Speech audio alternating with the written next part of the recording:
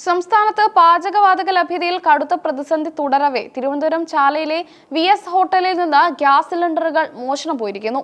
പുലർച്ചെയായിരുന്നു സംഭവം. മോഷണത്തിന്റെ ഞെട്ടിപ്പിക്കുന്ന CCTV ദൃശ്യങ്ങൾ ഇപ്പോൾ പുറത്തു വന്നിട്ടുണ്ട്.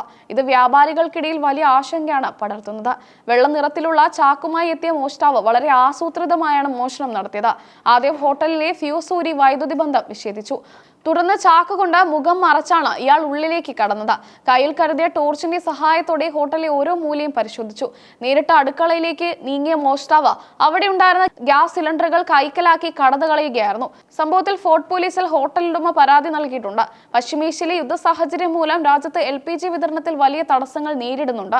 ഈ ക്ഷാമം മുതലെടുക്കാൻ സാമൂഹിക വിരുദ്ധർ ശ്രമിക്കുന്നുണ്ടോ എന്ന സംശയവും ഉയരുന്നുണ്ട്. ഗ്യാസ് ലഭ്യത കുറഞ്ഞതോടെ സംസ്ഥാനത്തെ പല ഹോട്ടലുകളും അടച്ചുപൂട്ടേണ്ടി വന്നിരിക്കുകയാണ്. പലയിടത്തും ഭക്ഷണ മെനു വെട്ടിക്കുറയ്ക്കാൻ നിർബന്ധിതരായിട്ടുണ്ട്. വീട്ടാവശ്യത്തിനുള്ള ഗ്യാസ് സിലിണ്ടറുകൾ കൃത്യമായി വിതരണം ചെയ്യുമെന്ന് കേന്ദ്ര സർക്കാർ അവകാശപ്പെടുന്നുണ്ടെങ്കിലും വാണിജ്യ ആവശ്യങ്ങൾക്കുള്ള ഗ്യാസിന്റെ കാര്യത്തിൽ ഇപ്പോഴും വലിയ അനിശ്ചിതത്വമുണ്ട്.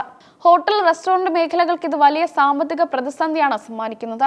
ചെറിയൊരു സിലിണ്ടർ പോലും നഷ്ടപ്പെടുന്നത് വ്യാപാരികളെ സംബന്ധിച്ച വലിയ തിരിച്ചടിയാണ്. ഇതിനിടയിലാണ് പുതിയ നിയന്ത്രണങ്ങളും പുറത്തു വരുന്നത്.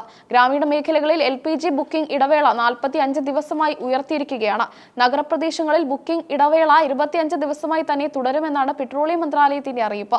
ഇത് സാധാരണക്കാരെയും പ്രയാസത്തിലാക്കുന്നു. പുറത്തുവന്ന CCTV ദൃശ്യങ്ങൾ അടിസ്ഥാനമാക്കി ഫോർട്ട് പോലീസ് അന്വേഷണം ആരംഭിച്ചിട്ടുണ്ട്. പ്രതികളെ ഉടൻ പിടികൂടുമെന്ന് അധികൃതർ ഉറപ്പ് നൽകുന്നു. പ്രദേശത്തെ മറ്റ് വ്യാപാര സ്ഥാപനങ്ങളിലും സമാനമായ മോഷണ ശ്രമങ്ങൾ നടന്നിട്ടുണ്ടോ എന്ന് പോലീസ് പരിശോധിക്കുന്നുണ്ട്. സുരക്ഷ വർദ്ധിപ്പിക്കണമെന്ന് വ്യാപാരികൾ ആവശ്യപ്പെടുന്നു.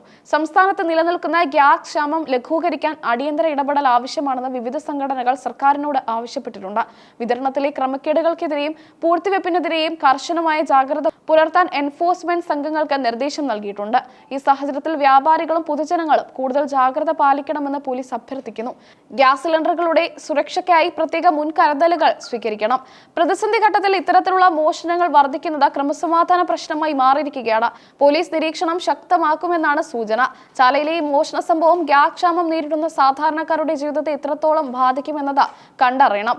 സർക്കാർ നടപടികൾ ജനങ്ങൾക്ക് ആശ്വാസം നൽകുമെന്ന് കരുതാം.